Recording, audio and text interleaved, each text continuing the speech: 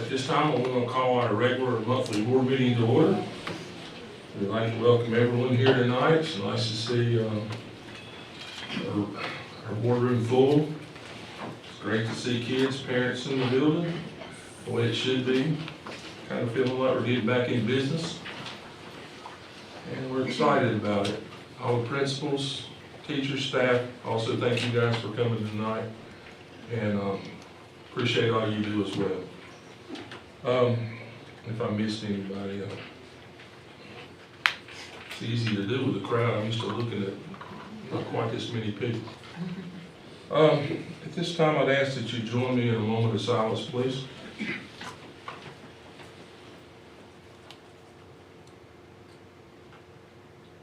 Thank you. If you would you please stand for the Pledge of Allegiance?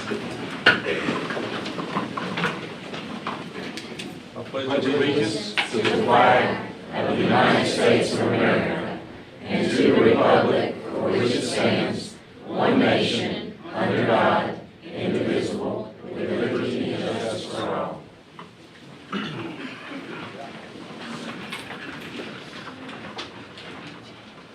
I'd like to start the night off, if I could, with just a few thoughts. These are my thoughts. If you disagree, you can blame me. 2 years ago, when this pandemic all started, we were basically shut down with less than probably 50 cases in North Carolina. Businesses were closed, schools closed, many lost their businesses, savings, jobs, and we were basically all scared. But looking back, I feel like we were held hostage. The governor had all the power and he had spoken. We begged for our local legislators as well as others to step up, get us answers. The higher up Republicans and Democrats were nowhere to be found. Raleigh was like a ghost town. Our kids, our staff, our parents, they were mentally stressed, confused, and our kids were thrown so far behind, it'll take years for some of them to make up. Now moving forward, as this school year started, I thought we were moving in the right direction. We started mass optional, there was hope. The numbers started rising. We were told kids could stay in school if masks were universally worn. Yet our governor strongly dumping it in our lap, but yet threatening us with action if we didn't do it their way. Once again, no one was there to take a stand.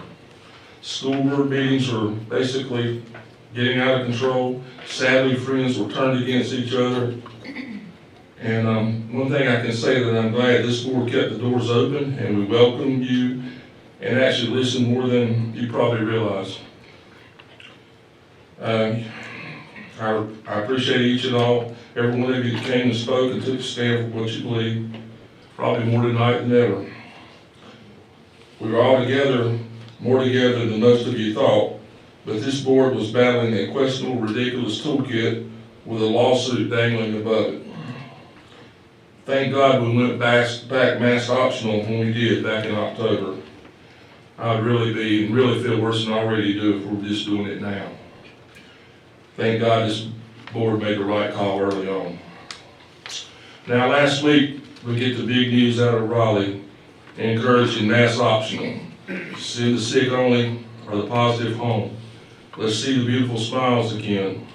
2 months ago, this board sent a resolution all over the state of North Carolina. The governor, legislators, we asked them to send just the sick home. We were totally ignored. Not a person replied. All of a sudden, the guys are heroes now in Raleigh. The leaders are all over the news talking about it. See the smiles. I even heard the Speaker of the House say it should be left up to the parents to choose. I'm thinking, really? Really? We should have said that 12 months ago. But here's the deal. It's election season. The primary is May 17th. And the people are in trouble because people are fed up. You know, they got to do something. So here it is. We're going to give you what you want, right? Kids smiles, parents smiles, normal school. So you ask me, what's my beef? Well, here's my beef. This is what they really accomplished. They have driven great teachers into other fields. They've raised mental stress on staff and parents, but the worst thing you've done, you hurt so many kids emotionally. You've damaged them mentally, you've set them back so far many will never catch up. You hurt our future. You used our children, basically make an example out of them, and make school systems the evil ones by not letting us do our job. You should be ashamed. You've been wrong. This is unfair. Makes me sick when I think about it. In closing, if you're still asleep, people, you need to wake up. We have to take a stand. I think our change has been jerked. The strongest and best country in the world is in trouble. We need people to fight with us, not hide in the basement. I know this school board is on track, and we've learned a valuable lesson. In the future, leave our history alone. Don't try and force the immorality down our throats. Let us do our job. Let us take care of our kids first. I do apologize for mistakes I made during this pandemic, but as we move forward, I do ask God to guide us and bless us in Randolph County schools. And that's just what I'm feeling tonight, and I'd be wrong if I didn't share it. If anybody else has anything they want to share on this board, I welcome you to do it. But I just think, you know what, right or wrong, I wouldn't be sleeping tonight if I didn't say what I felt. Thank you.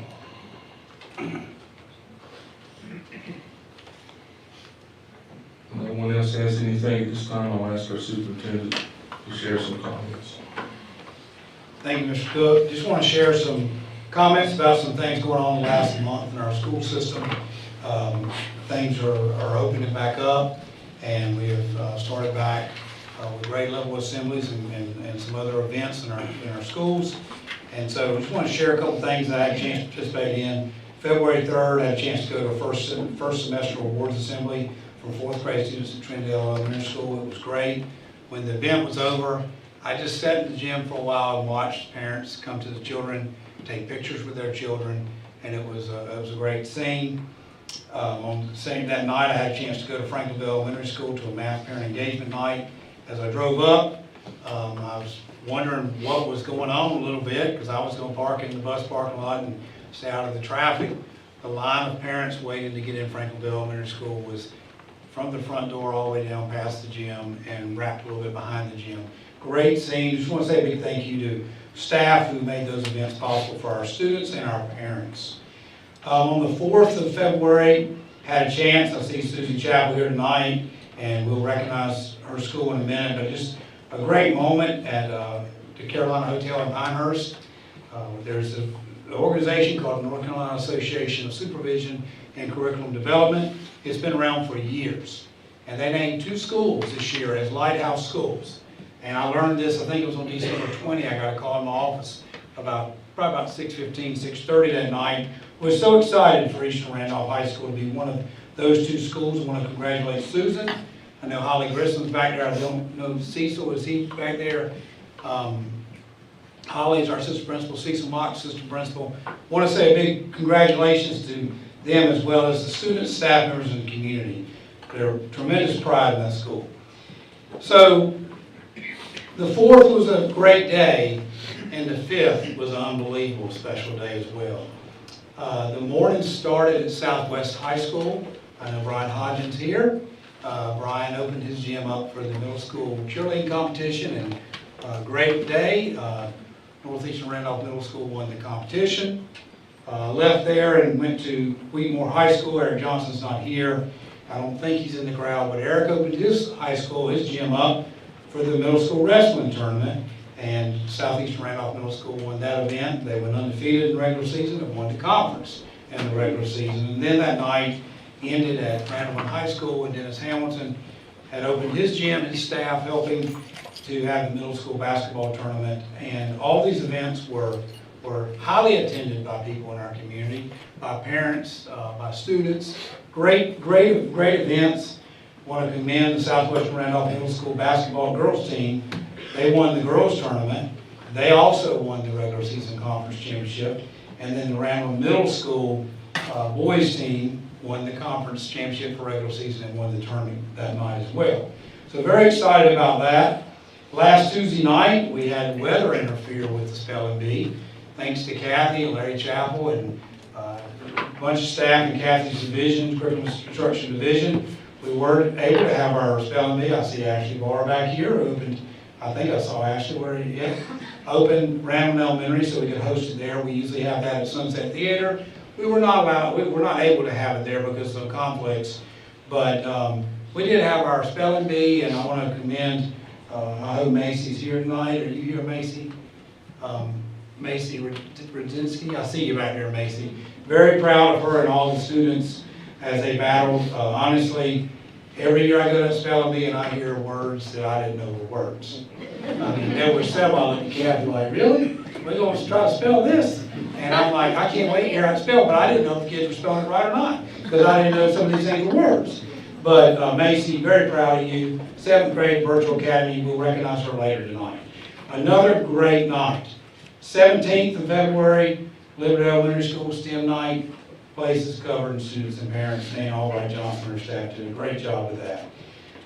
You can hear a theme. If you don't hear the theme, start watching it. People want to be on our campuses. People want to be involved in our schools. They've always wanted to be involved in our schools. Very excited to see parents back with their children in our schools. So we have some struggles. Obviously, we'll have struggles down the road catching individuals up from lost time, and we'll do the best we can, and I know our staff will. I want to congratulate Sarah Emery, 4th grade teacher at Trinidad Elementary School. She's going to be recognized tonight, but as superintendent, I would like to say, I think Sarah in here tonight. Sarah, raise your hand. Are you here? Yes. If you haven't been in Sarah's classroom, you know why she was named Presidential Award winner for excellence in mathematics and science teaching. One of 108 recognitions across the country. It's the highest award a K-12 teacher can get in the areas of science, technology, engineering, math, and computer science. Sarah will receive $10,000. She'll have a certificate signed by the president, and she will be in D.C. at a special award ceremony at some point in the future. I want to take a minute and talk about our transportation department. You may only see the yellow buses riding up and down the road, but number one, we've had a little bit of a rough winter. And those rough winter days start about 3:30 in the morning. Dale's with me, Larry Chilton's with me, and Wendy Anderson, and we're all working. And then at some point we make a decision. We wake up Tim Moody, and Tim got to get stuff out on the webpage. We wake you all up in your houses, and we try to do stuff the night before if we can. We can't always do that. But I want to say a big thank you to Wendy and her staff. They're out and about. We're all out and about. Randolph County is an absolutely beautiful time during daylight, and I'm not sure it's not even more beautiful at night when it's just the calmness and you just ride the roads in Randolph County and you see some just wonderful sights. You'll see deer, and sometimes I see them and not sure I'm seeing a deer. I'm not sure what I'm looking at, but I know my car doesn't need to hit the deer. So, but Wendy Anderson, her staff's great, and they work so hard on our buses, and they recently improved their inspection rate by the state on a recent inspection compared to a previous one by about 10 points. And I say that because Wendy was so excited when she sent me the results. And she's had some retirement, she's had some turnover, and what you see in that department is just this standard, is through the roof, and that's because of her leadership. And Larry has transportation under him as well. But we, without a doubt, have the best transportation director in the state of North Carolina. If you haven't met Wendy and you get a chance to, you'll know she's the real deal when she talks to you. She's straightforward, and she's got your kids' best interest at heart. Over the past month, I want to just share thank you to John Lawrence, Ms. Bodenheimer, and Ms. Bracken. Got a chance to read in their classes, and Ms. Coleridge, Ms. Baker, Ms. Sugg, and Ms. Gardner. Got a chance to read in their classes. Always enjoy that. And I think John Lawrence was right before we had some forecasts of snow. And I probably said the wrong thing about snow, because I'm not sure if they were listening to me or thinking about snow, but we did get snow that weekend. But I always enjoy going to the elementary classes and reading. And finally, to the Career Technical Education staff members throughout our school system. February is Career Technical Education Month, and I want to thank all school level and central service level staff members for their great work. That program is every day, the value of it just continues to grow as children get to explore their interests and they learn of interests they may not even know they had until they hit the middle school and high school levels. And David's done some things trying to get it to 5th grade, as much as he can on interest in the career technical education world. So just want to say a big thank you to our CTE teachers and staff members at school level and central service level. Mr. Cook, this concludes my comments. You did say you just rode around all night during the snow, right? I know you said it was beautiful, but you don't just really ride around for the heck of it, do you? No, I don't. I'm glad you I do don't. like to sleep a little bit. Okay, I'm just making But there's sure. nothing Is this a more, visual, you riding around the county at night, all There's- night, looking for deer? there's nothing more worrisome than them saying it might snow during the night and not sure if it's going to. That's. Second thing worse is being sound asleep at 5:15 and you fall on rains. Oh, Lord, okay. We need a motion to approve the January 10th, 2022 minutes. So moved. All right, we have a second? Second. All those in favor say aye. Aye. Opposed? All right. At this time, we're going to move to the most exciting part. That's what is this, the second time in 2 years? Second time, gosh. Hopefully, this is the first time for the next 2 years, next 10 years. That's it. Okay. All right. Thank you, Mr. Cook. Good evening to you and to all the board members, Dr. Gainey, to our guests. Back in December of 2020, Sarah Remery, and Dr. Gainey mentioned this a moment ago, she's a fourth grade teacher at Trindle Elementary School. But back in December of 2020, she was selected as a finalist to go to the national level for the Presidential Awards for Excellence in Mathematics and Science Teaching. This award, administered by the National Science Foundation on behalf of the White House Office of Science and Technology Policy, recognizes outstanding teachers for their contributions to the teaching and learning of science, technology, engineering, mathematics, and/or computer science. Earlier this month, the National Science Foundation notified Ms. Remery to let her know that she had been selected to receive the award, one of only 2 award recipients in North Carolina. The Presidential Award for Excellence in Mathematics and Science Teaching is the highest honor bestowed by the United States government, specifically for K-12 science, technology, engineering, mathematics, and/or computer science teaching. Mrs. Remery and the other award recipients will receive a certificate signed by President Biden and a $10,000 award from the National Science Foundation, and they will also travel to Washington, D.C. for an award ceremony at a future date. So Sarah Remery, if you would at this time, please come forward to receive a Pride and RCSS certificate from our Board of Education. And anyone who is here in support of Mrs. Remery is welcome to stand.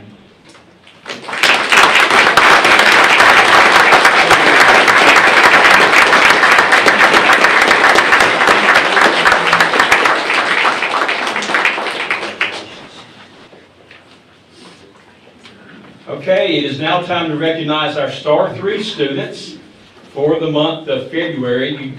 You may or may not be familiar with the Star 3 program, but it honors students who are respectful, responsible, and doing the right thing. The criteria for selection could include being a role model for others, making positive accomplishments inside and outside of school, good attendance, passing grades in spite of obstacles in life, good behavior, and nomination from a faculty member.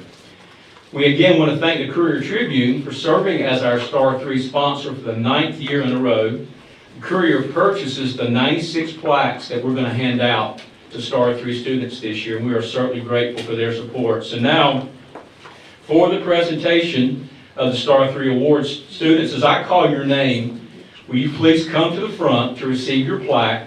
And we're going to ask you, if you would, just remain at the front until all the students have come forward.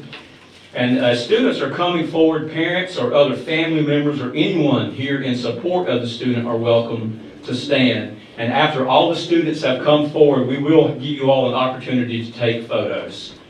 All right, so let's get started with our Star 3 students. We begin Coleridge Elementary School, 3rd grader, Horias Butcher.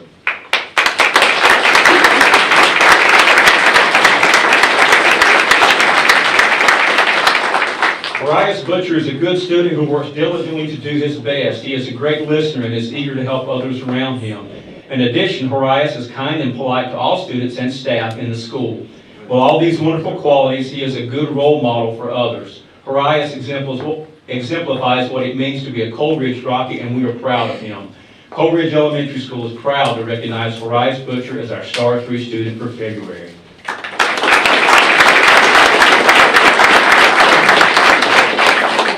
From Eastern Randolph High School, 12th grader Malachi Letterlow.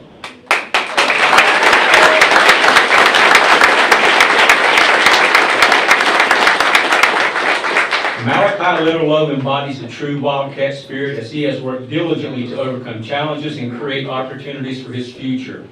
He seeks continuous self-improvement and is not afraid to reach out for help when needed. Malachi has a smile that can light up a room, and he's always willing to lend a hand to anyone in need. He has a passion for athletics, participating in both Wildcat football and track. Malachi plans to attend St. Andrews University next fall and major in sports management. He has a never-give-up attitude that will take him far in life. Eastern Randolph High School is proud to recognize Malachi Letterlow as our Star 3 student for February.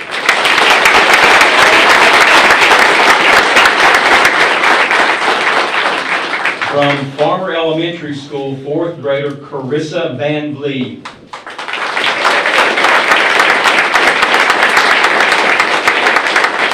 Carissa Van Vliet is a student who leads by example. She works hard every day and is a role model for her fellow students, always going above and beyond to do her best in all subject areas. Although Carissa has faced obstacles in her life, her constant positive attitude is an inspiration to everyone around her.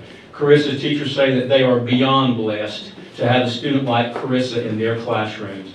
Farmer Elementary School is proud to select Carissa Van Vliet as our Star 3 student for February.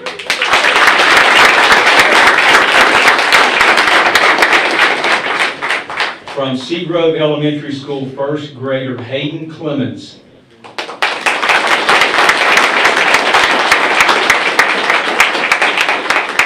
Hayden Clemens is a very respectable student who loves school and loves to help others. He is attentive in the classroom and has a kind personality. Hayden is a model student and is a good sport during competitive activities and in games. He represents all that Seagrove students need to be in order to roar. Seagrove Elementary School is proud to call Hayden Clemens our Star 3 student for February.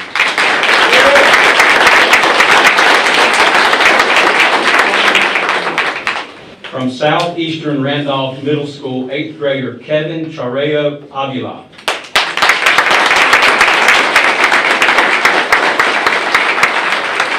Kevin Chareo Avila always has a fantastic work ethic. A language barrier does not stand in the way of his success.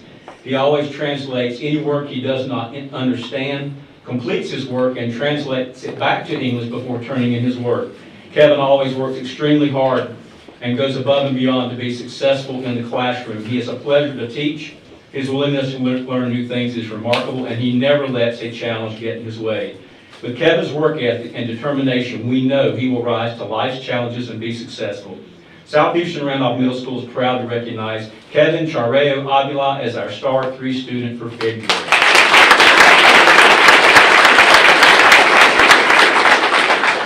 From Southmont Elementary School, 2nd grader Christian Nance.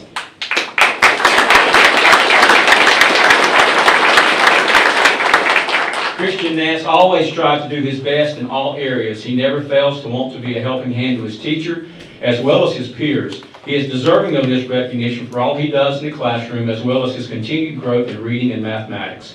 As a Southmont Mustang, Christian strives to be ready, responsible, and respectful each day, and we are proud to honor him as our Star 3 student for February.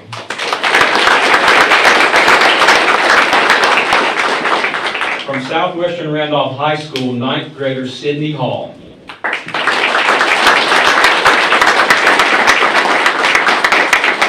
Genuine, patient, kind, and just an all-around good human being. These words aptly describe Sydney Hall. She is an exceptional young woman in every sense of the word. Her decision to participate in our advanced placement Capstone Academy shows her commitment to rigorous high school education. But beyond this, Sydney's teachers have witnessed within her a truly genuine commitment to kindness. Sydney's ability to interact with people of all ages and abilities, leaving them feeling genuinely seen, cared for, and accepted is rare in our busy world today, but this young student does it with ease. One might say that the motto at Southwestern Randolph High School is be kind. Well, if that's the case, Cindy Hall is living our motto well. We can all learn from her example of how others should be treated. Congratulations to Cindy Hall on being selected Southwestern Randolph High School Star 3 student for February.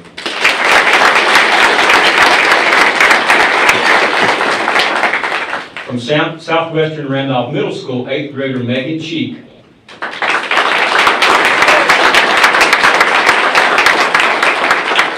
Megan Cheek is a hard-working, dedicated student with a terrific sense of humor. Despite being fully remote last year, Megan attended almost every Google Meet, was engaged, completed all of her work, and finished the year on the honor roll. This year, back in class, she is a natural leader and a hard worker, and again, sharing her humor. Megan is also the equipment manager for the girls' basketball team and is a positive representative of our school. Southwestern Randolph Middle School is proud to call Megan Cheek our Star 3 student for February.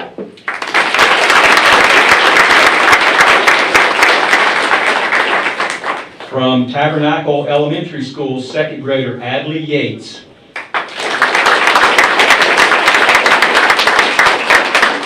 Adley Yates has been a positive influence for her peers throughout the school. In the classroom, she goes above and beyond on assignments and takes pride in her academics. She is very conscientious about her work and uses her time wisely. If Adley is not focused on assignments, she is always reading. She is a member of the Battle of the Books Club and is described as respectful, friendly, and a prolific reader. She is certainly deserving of this award. Congratulations, Adley Yates. Tabernacle Elementary School is proud to select you as our Star 3 student for February.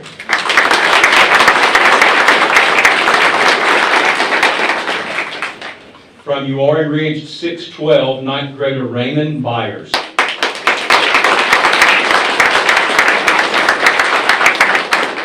Raymond Byers is an outstanding student, leader, and role model dedicated to all he does. He participates in several extracurricular activities, including Pep Band, the Talent Show, and Student Government Association, of which he is the secretary. A talented musician, Raymond plays trumpet and piano and loves to sing. He is a good citizen and human being. Raymond always self-reflects and tries to improve, all while brightening the days of others with jokes, laughter, and kindness. One of Raymond's top priorities is to raise school spirit across the board, which he accomplishes by organizing events, suggesting new ideas, and performing random acts of kindness, all without interest in recognition or reward. Overall, Raymond is a strong writer, public speaker, an all-around student, but above all, a fantastic friend and caring soul. Congratulations to Raymond Byers, Uwharrie Ridge 612 Star 3 student for February.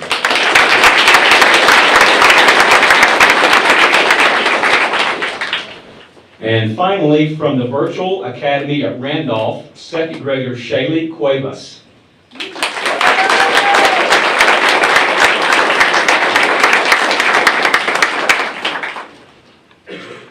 Shaylee Cuevas is a bright, energetic, virtual student. She is always willing to participate and help her classmates. She enjoys sharing her art projects and dancing to the Friday song during Fun Time Fridays.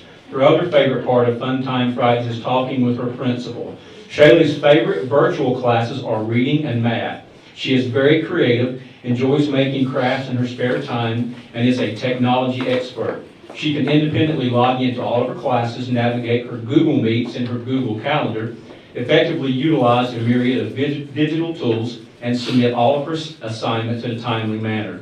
She is the embodiment of an effective, successful virtual learner. Shaylee loves her school and her teacher, Mrs. Riggs. Both make learning exciting. Shaylee hopes to be an archaeologist one day, and her goal is to find the rarest fossil in the world.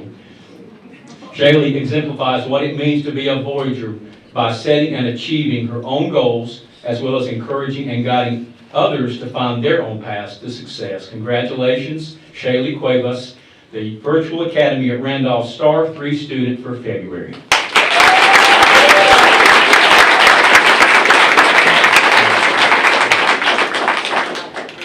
So if you'll give us just a moment, Ms. Fowler's going to take an official photo, and then you all can come forward and take as many pictures as you'd like to take.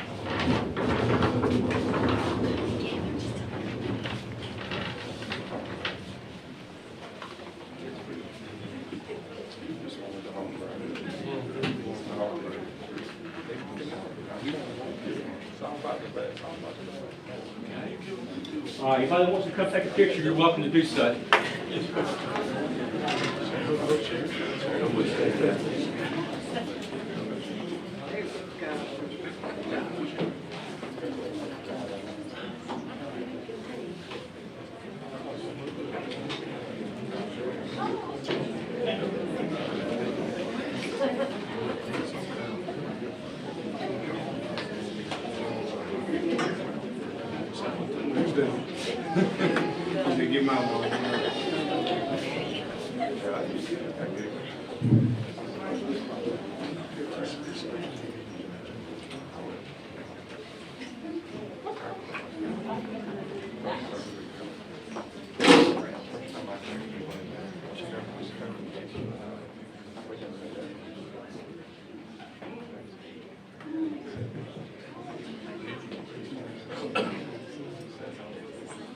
Okay, thank you, great job.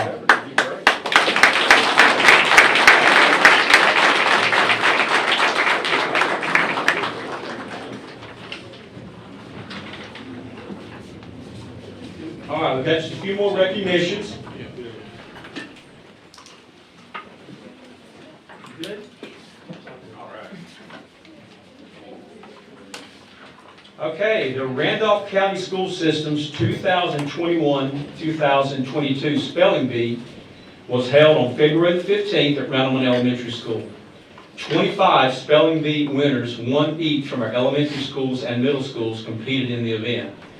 Our school district Spelling Bee winner advances to the Carolina Panthers Spelling Bee Regional Championship presented by the Bank of America on the Bank of America Stadium campus on March 13th. The winner there will then participate in the Scripps National Spelling Bee in Washington, D.C. on June 1st and 2nd. As I call out our Spelling Bee winner's name, I'm going to ask her to come forward to receive her trophy and a Pride and RCSS certificate. And anyone here in support of our winner is welcome to stand. Congratulations to our Spelling Bee winner for the 2021-22 school year, 7th grader Macy Rudzinski from the Virtual Academy at Randolph.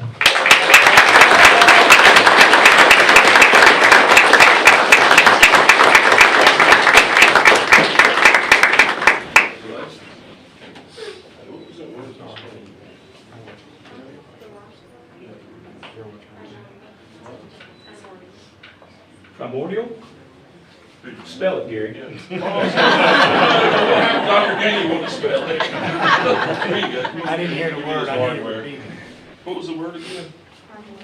Primordial. Can't even say it. Quick, come up, take that.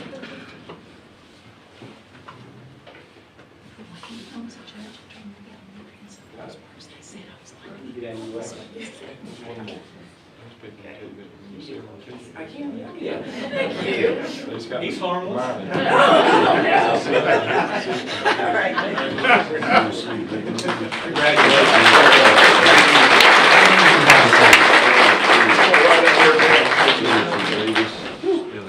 Okay, our next award recipient is someone that we recognized back in December, and we're going to recognize him again.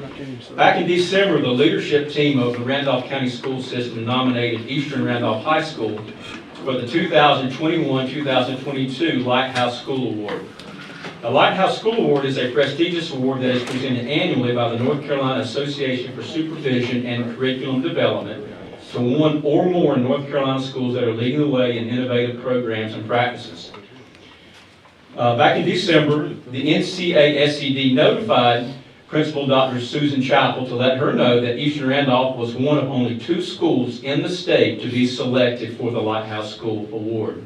The award was presented to Eastern Randolph earlier this month at the NCASED 2022 Annual Conference in Pinehurst. So at this time, we want to recognize Eastern Randolph High School for this outstanding honor. I'm going to ask the school's principal, Dr. Susan Chappell, to come forward to receive a special Pride and RCSS certificate from our Board of Education, and anyone in support of the school is welcome to stand.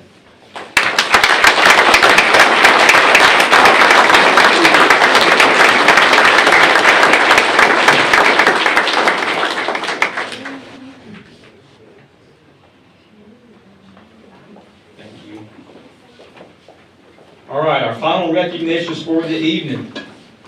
Each year, the Piedmont Triad Education Consortium, or what we call PTEC, honors schools from 18 school systems throughout our region that have exemplified excellence and experienced significant improvement in the last 12 months. Designated as signature schools, these schools will be recognized at the annual Signature Schools Awards Breakfast on March 24th at 9 a.m. at the Sheraton at Four Seasons in Greensboro. Some indicators that apply to a signature school include a school that has implemented innovative practices, a school that has documented increases in measurable outcomes, a school in which positive change is not really affecting one classroom or grade level, but is widespread throughout the school, a school in which the overall quality of teaching has continued to improve, and a school that has successfully engaged the support of parents and the community to accomplish the school's goals. At this time, we would like to recognize our 2 signature schools for the 2021-2022 school year, and as I call the school name, and the school principal comes forward to receive a Pride in RCSS certificate. Anyone here in support of the school is welcome to stand. First, Northeastern Randolph Middle School Principal Anthony Grosh.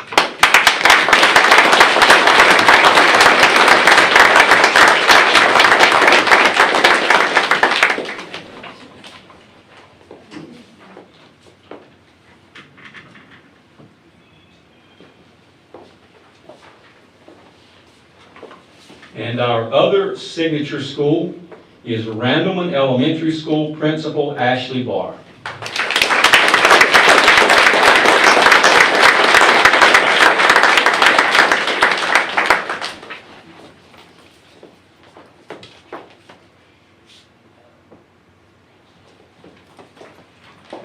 Okay, that concludes our time of awards and recognition. Thank you very much. Thank you, Jim.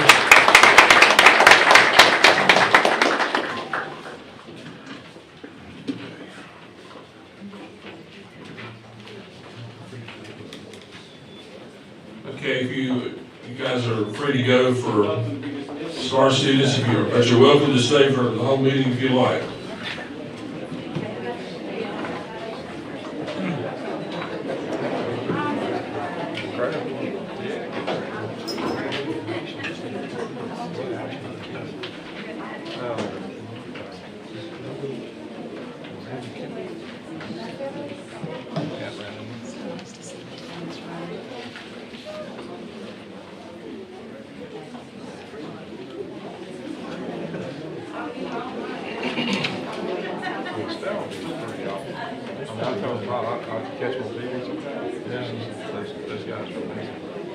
Positions that kind of play. It's quick. Yeah.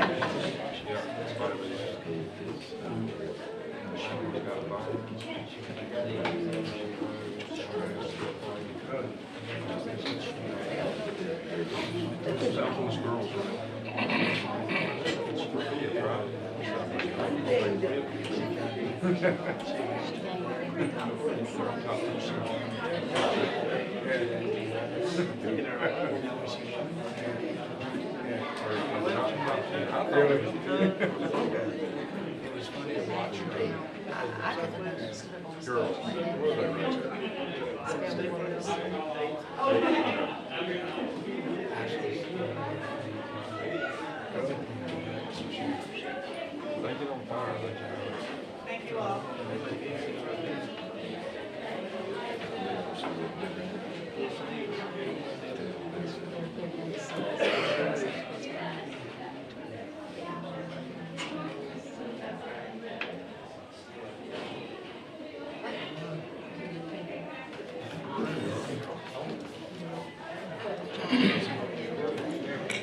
Okay, we're going to move on to, we have one person signed up for public comments tonight.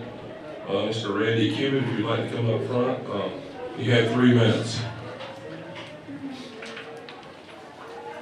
Thank you, Board. I'd like to speak on one thing that's been took for granted for a long time, and that word is freedom. It's been said that the greatest generation in America was the generation that won World War II. Well, I think it's a close second.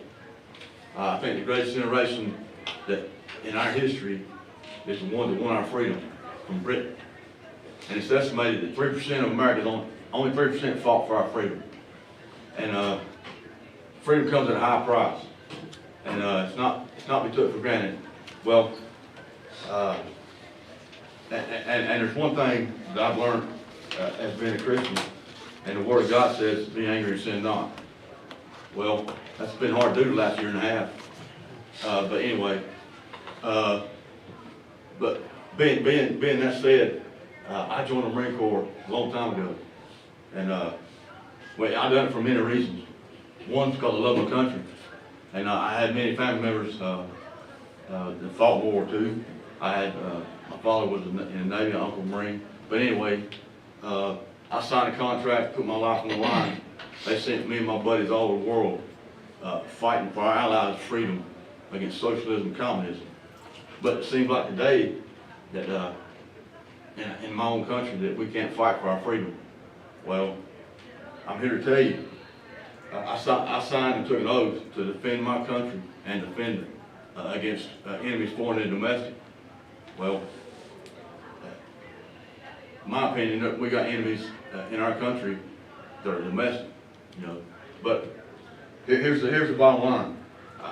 I signed on the line and took the oath to give my life to my country, and I wouldn't then.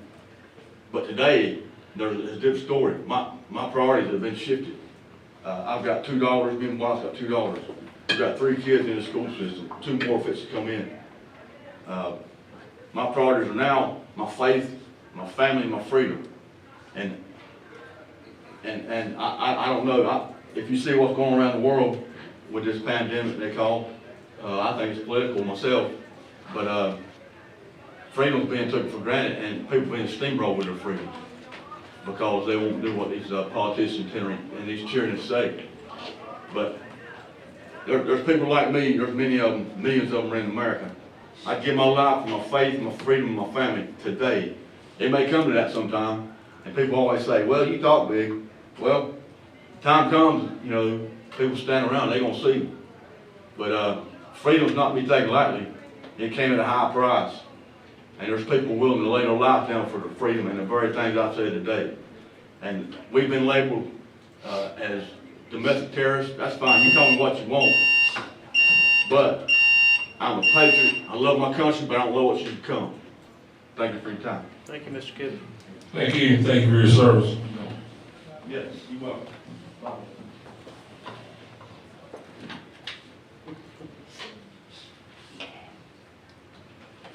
All right, at this time, I need a motion to adopt the meeting agenda.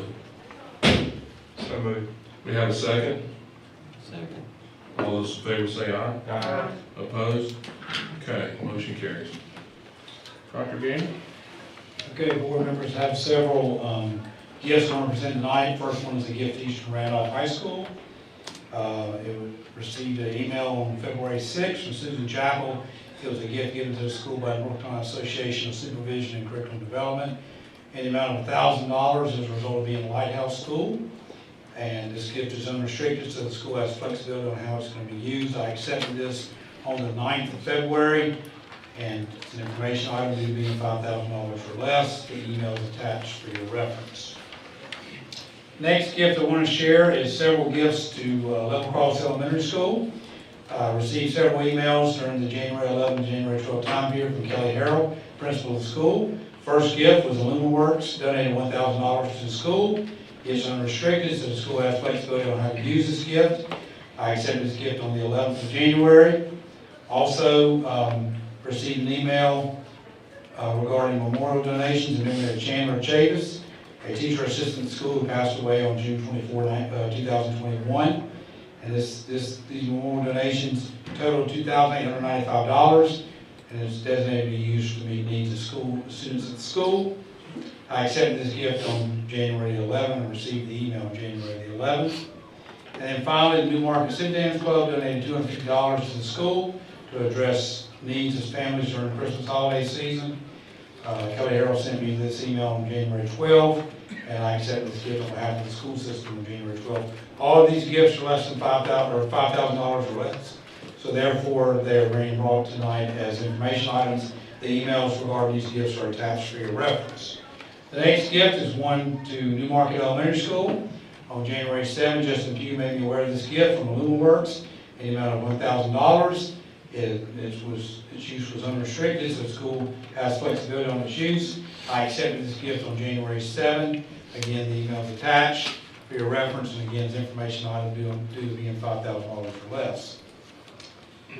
On the 9th of February, I received an email regarding a gift to Northeastern Randolph Middle School from Anthony Grosh.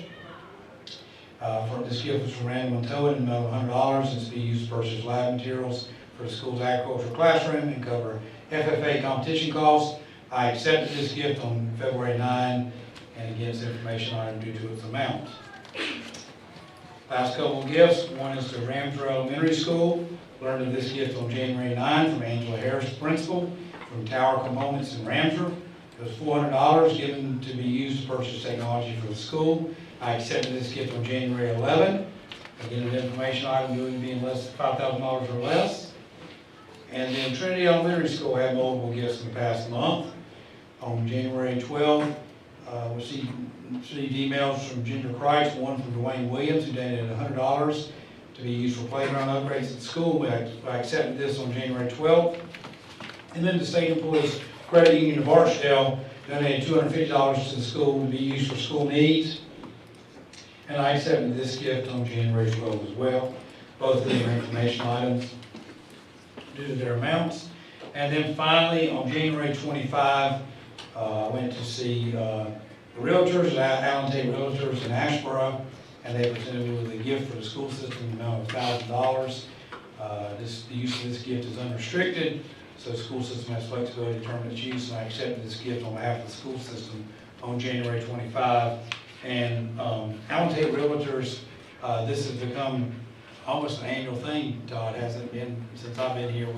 About once a year they provide a gift to our school system. So appreciate all they've done in the past few years and appreciate this gift. So Mr. Cook, that concludes all the presentations of gifts that I've dealt with in the last month. Thanks, Dr. Gaines. And Ms. Waddell?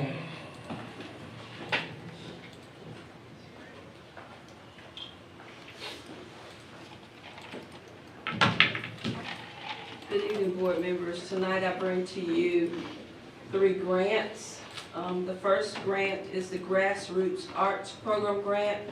This grant was submitted by Dr. Larry Chappell, and the amount of the grant is $2,382 to be used. It came from the Randolph Arts Guild, and it is to be used for 4th graders to go to the symphony in Greensboro. Next gift is a Bright Ideas grant, next grant is a Bright Ideas grant for Hopewell Elementary School. It was submitted by Christy Weiss, 2nd, 3rd grade teacher, in the amount of $270. It was received on December the 10th and will provide funding for STEM bin materials. And the final grant, another Bright Ideas grant, was received by Randleman High School in the amount of $651. This grant was received on December the 10th and will be used for gardening supplies and tools. June Allison is responsible for submitting this request. Thank you. Thank you. All right, Todd Wood.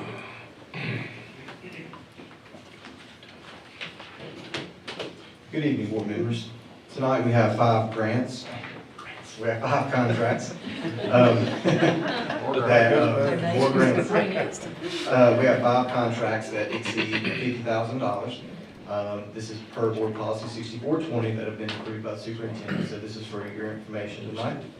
The first one is Apex Learning, and that's our renewal subscription for credit recovery services, $85,650. The next one is ANC Group Incorporated, Wide Area Network Switches at the Central Services location, $83,005.31. The next 3 are all Dell Marketing. They're all in state contract. You'll see some large amounts on these next couple. Chromebooks at all schools, $1,003,125. That is actually the emergency connectivity grant. I believe Dr. Gamey had spoken about that in a previous board meeting. $1,003,125 with the Chromebooks. The next one, some laptops for all schools, $477,812.19. And then the final one are Chromebooks for Trinity Middle School, $64,986.48. All right, thank you. Thank you. Wow, Todd, he didn't keep you up here all night tonight. Last month, Todd, I mean, I've known Todd for years, you know, and I know Todd's comfort level. Todd does not like to get up here and stay for an hour. And Dr. Gainey put him up here for an hour last meeting, and I felt, yeah, I said, don't do Todd that way. But the joke is, I must have fell asleep. I'm sorry, but you get these guys up here looking at me, stay awake tonight, stay awake tonight. It really wasn't an hour, we just waited till you woke up. Oh, is it? Thank you, Todd. Well, anyway, thank you, Todd. Okay, so at this time, we need a motion to approve the consent items. So moved. We have a second. I have Question? I'm sorry, yeah, I have a question about, just the one on face covers, 4231, 5021.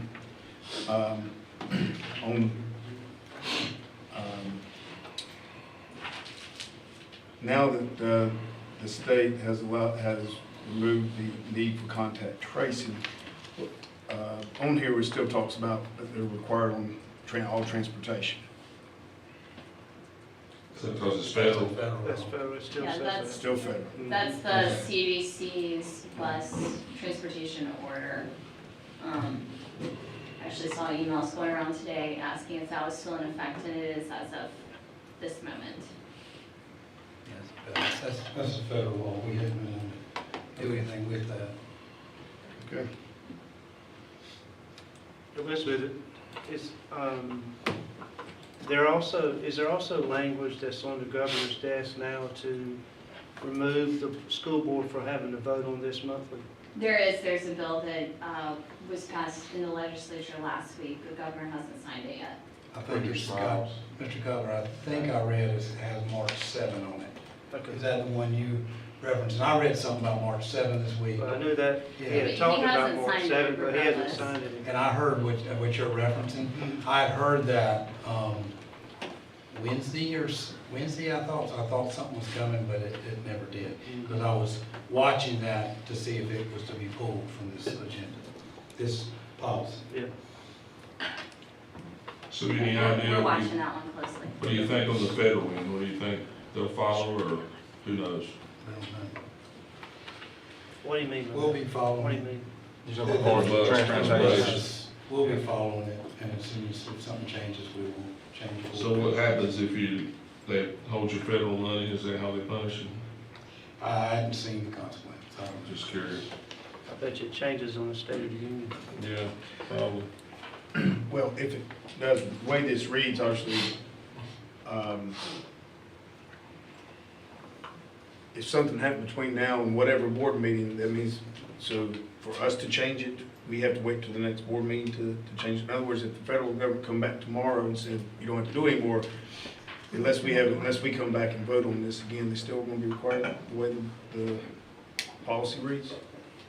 That is how it reads, yeah. So how could, we call a special meeting or something? Yeah, I would rather implement something now, especially if we could drop If it. we just changed it where it said, if we have to follow the federal rules, then say, just put a line in there that says, if the federal rules change, then this part is not Yeah, required. I think it would be a simple change if you all wanted to do that. Yeah. say that again? Yeah, that's It good. would be a simple change if you all wanted to do that. I think, I wouldn't, I agree with that. Because we don't need a special call board meeting. No.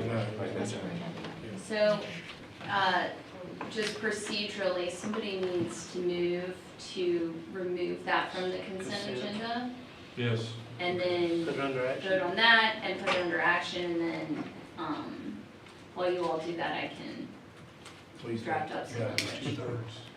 Elizabeth, make sure, so when they pull it now that we're changing the agenda, is it like adding to the agenda? They don't need a 2/3 vote to move it from consent to action, do they? They do to Okay. change, yeah. Mhm. Because it's moving it. The agenda's already been, you approved the agenda a few minutes ago, so it just need to You gonna be, make- somebody make a motion to move it, and then you need, To action. and get a second. Okay, so you're, Because we Yeah. didn't do the second on the consent. Yeah. Right. Yeah, so I make them, but wait, we have to do a second one consent first? No, okay. So I make a motion that we remove the recommendation to adopt board policy 4231, 5021, 7263 on face coverings to an action item. Second. now you need a 2/3 vote to do All it. those in favor say aye. Aye. Opposed? Okay, you So got unanimous. Beverly got 6-0 vote to move into action. Now, Mr. Cutler is correct. We didn't finish the consent agenda, so we gotta go back. We've got a motion, we need a second, and then a vote on consent, because this now sits as action. So we need a second, or y'all need a second. Need a Second. All right, all those in favor say aye. Aye. Opposed? All right, we're square. So Beverly, for the minutes, they just approved the consent agenda minus item number 6 under superintendent section. That's now moved to action. And, Item number 6? yeah, the face cover. Yeah. See, 4231, it's item number 6 under Number my 6 on the Okay. consent. Now, You gonna word it, she gonna word it. she's gonna work on that. Why don't we work on the next 2 action items, board members, if you're fine with this, It's fine. and then go to this one, so we're not Okay. waiting. Just like let this. Todd present finance and budget. I have a question on the one we just voted on, like when it passes and everything, will you like send something out to notify everybody, or is it just automatic? If the law changes, yes, I'll let you know as soon as the law changes, yeah. Because there's, what Mr. Cutler was referencing is what I was watching all weekend, but I think it's got a March 7 date on it. Now, I don't know why, I don't know what's so But big that's about not the March 7. federal law. No, it's not, Yeah. but I don't know what the March 7 piece is, why that date's there, I was a little bit stumped by that one. I was thinking, huh? I said so they can all be in line. You see anything I was saying? Okay, Todd, you ready?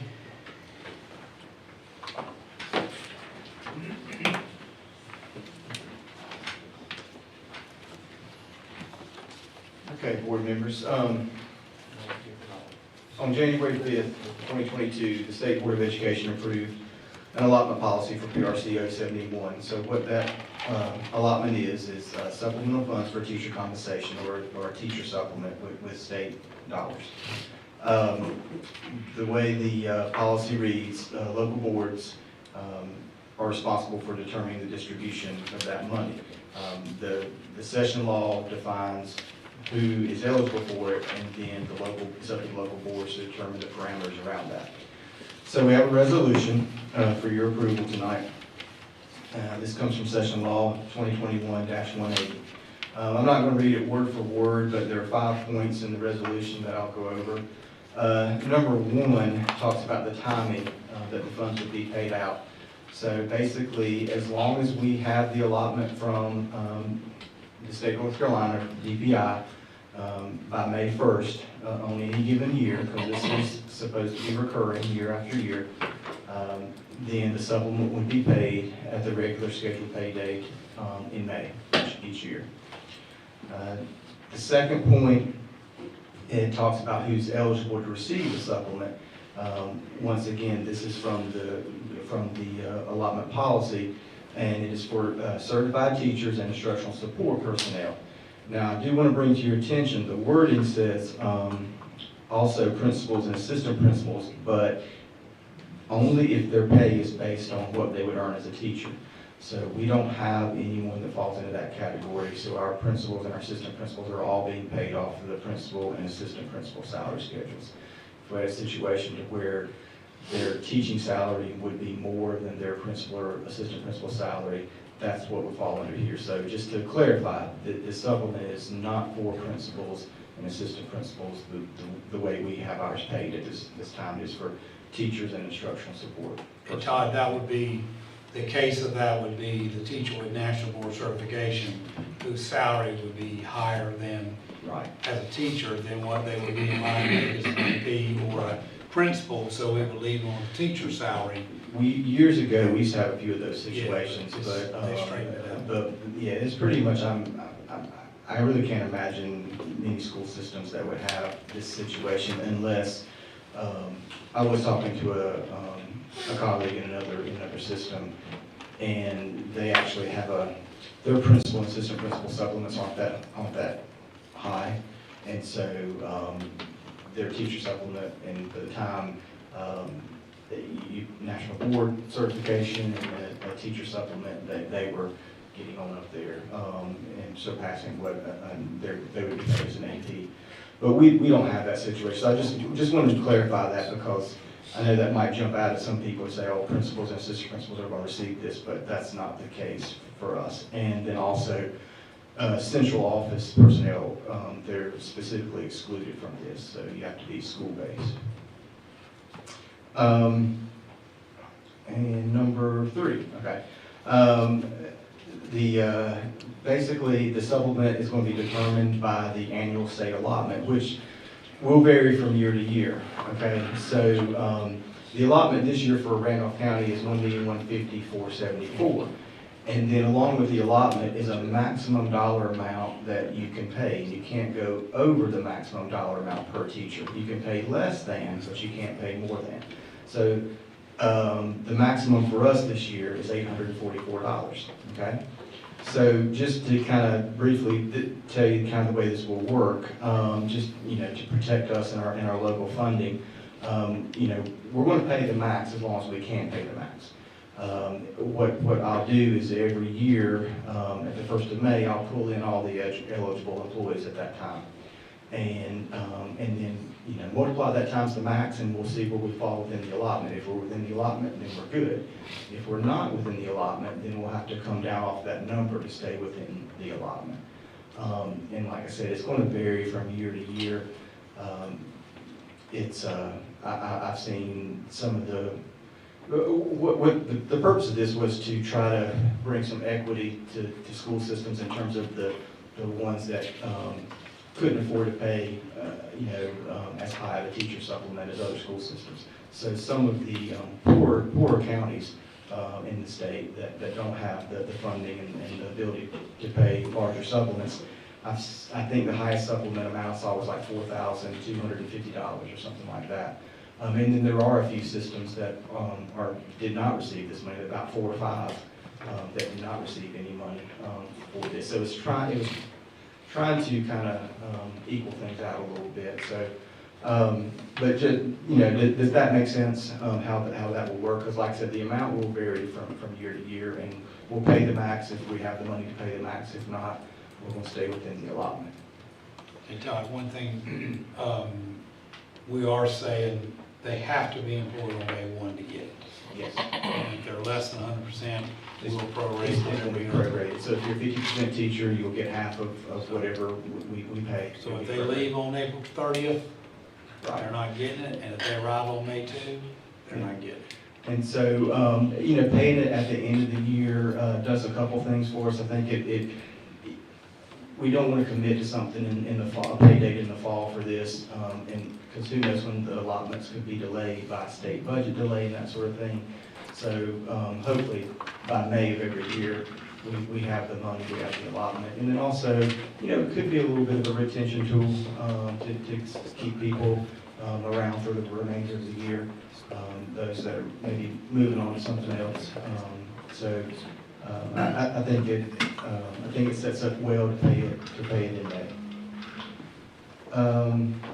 And then number 4 and 5, basically, it talks about what I just said. It's the amount to pay to each employee, cannot exceed the per employee maximum that's set by DPI.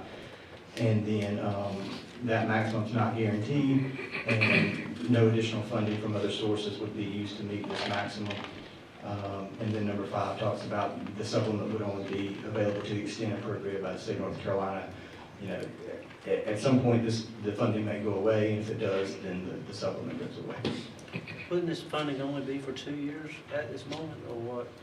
You know, potentially, but I don't know. I mean, everything I've heard is that this is gonna be one of those items that's in the budget to stay, so I don't know. What are you talking about, because the Because two-year of window of the budget? two-year budget. Yeah, and there are some systems that we understand are not happy because they were excluded from it, so wonder what happens over the next 2 You know, years. yeah, and it's like anything, from year to year, it could go away next year, it really doesn't. Guilford. But we feel like this resolution is a resolution that we can live with year after year, not something we have to come to you every year and say, okay, here's what we got, here's when we're gonna pay it, that sort of thing. We wanted to bring something that, you know, would be lasting. Todd, didn't you see Guilford, Wake, Charlotte, Mecklenburg, the bigger systems that were, basically there's big five. Yeah, there were about 4 or 5. They were Winston, excluded? Winston, they were excluded too, I think. They were excluded Guilford. I- No. Guilford definitely was, I'm not sure about Winston though. I think Wake and Charlotte were. 'cause I Yeah, think Wake, that was part of it. Wake and Guilford Was is. that the mix-up on some of them's funds that they thought they were gonna get, and they didn't get? I don't know. No. I got news for you, if we make that mistake, we're gonna have to find it. Yeah, We're gonna have to find it yeah, somewhere. Save the time. Yeah, we're gonna find it. Exactly, yeah. Yeah, hopefully that never happens. Any other questions? Hey, it's not about this, but real quick. Imagine that. No, just imagine that. I keep getting this call. The $1,000 at subs, is that still going out? Just Friday. Friday. Yeah, we actually are, So if you're listening, you don't have to call me tomorrow. It's going out Friday. it's going out Friday. Well, and I'll tell you this. You don't know how many times I've been asked that. And I'll tell you. Checks in the mail, we almost. just- Well, that's a good sum of money. It We is a good just sum of finished money. working on that. Actually, Cheryl Lucas did a lot of work on that, and I appreciate her work. But and the majority were teacher subs, but, you know, we had some custodial subs also, and some other areas, bus drivers, and 130 people total.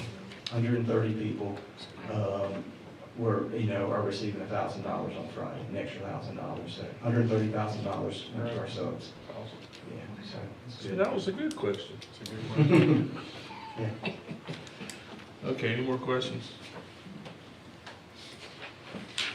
If not, we need a motion to approve the supplement plan for the use of the state supplemental funds for teacher compensation. So moved. We have a second. Second. All those in favor say aye. Aye. Opposed, motion carries. Thank you. Thank you, Todd. Next up is Dale Brinkley.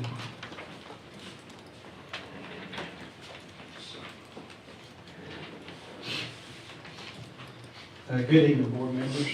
This evening I bring to you the second reading of the 2023-2024 calendar, which includes 180 student days, 14 teacher work days, 11 holidays, and 10 annual leave days. The first day for students will be Monday, August 28th, 2023, and the last day for students will be Tuesday, June 11th, 2024. The calendar includes an inclement weather plan where the first 5 days missed will be absorbed, and then days will be made up as scheduled. The calendar committee met on January 5th to discuss public comment and make any revisions as needed. There were no public comments. There were 2 revisions made after some discussion. The first revision was to move the Wednesday, November 1st teacher workday to Tuesday, November 7th, which was due to Tuesday, November 7th being a general election day. And then after moving that teacher workday to November 7th, the second revision was to add a 2-hour early release on Friday, October 6th. I do want to thank the calendar committee for serving and developing the 2023-2024 calendar, and I'll be glad to answer any questions you may have about the calendar. Is Easter on the 7th? Is that what it is? For this particular year? Yeah, well, yeah, for that year, yeah. What did you say, Easter. It must be. Must be the 7th. Well, I don't know, you know. You know, What's- what is it again? what Yes. day is Easter on this, Yes, on the it's the 2024? 7th. It is the 7th? Okay. What's Easter Yeah, Sunday? Easter Sunday. Easter Sunday, Monday, Yeah. will be the 8th. Okay. Good Friday. Yeah, I'd much rather we go back for Easter, but So- they decided this. Yeah. they decided it, and they were okay with it. We talked about this the last 2 years. Yeah. Okay. You know, it seems like we have less and less conversation and trouble, and we had no feedback. Obviously, our board member Sharon is doing a great job being on that calendar committee. I mean, this is what's her 4th year, and each year it's, I mean, no complaints. I mean, it's amazing. I mean, how do you replace somebody like that? I mean, you don't. Sharon will be taking that next year. I actually told the committee that very thing. Didn't you? It's amazing. They had done such a great job, we had no public comments.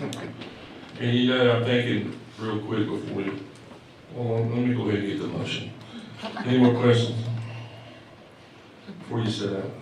Need a motion to approve the 2023-2024 school calendar.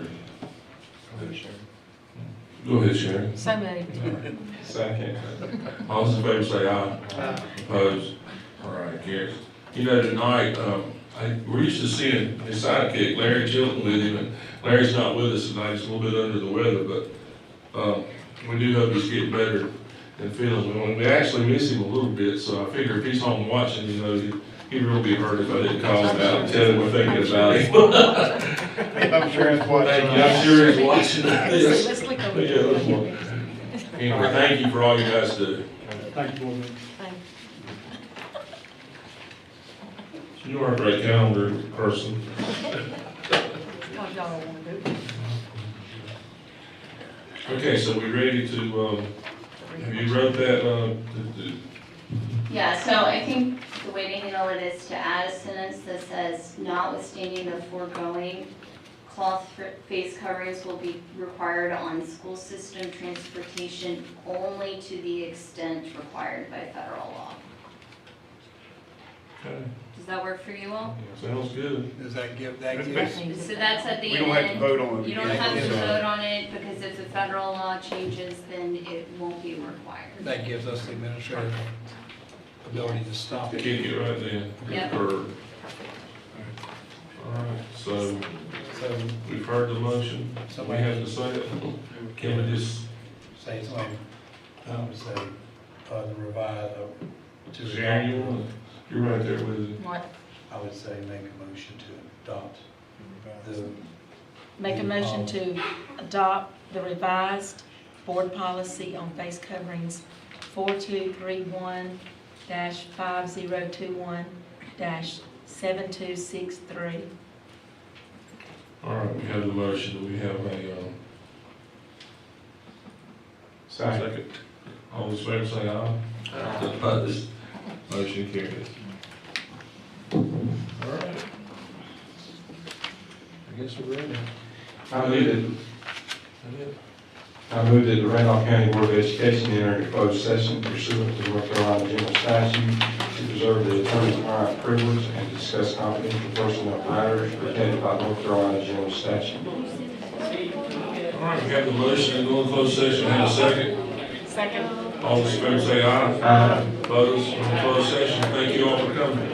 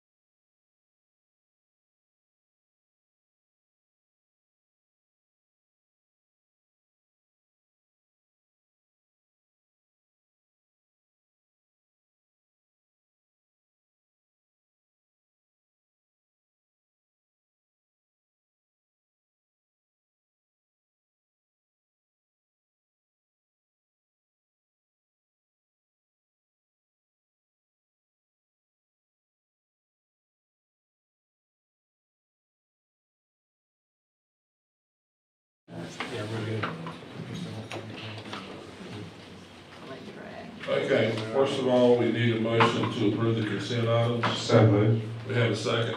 Second. All those in favor say aye. Aye. Opposed? We need a motion to approve the certified personnel report. So moved. We have a second. Second. All those in favor say aye. Aye. Opposed? Need a motion to approve the classified personnel report. So moved. All right, second. Second. All right, all those in favor say aye. Aye. Opposed? Need a motion to adjourn the meeting. So moved. Have a second. Second. All those in favor say aye. Aye. Opposed? We adjourn.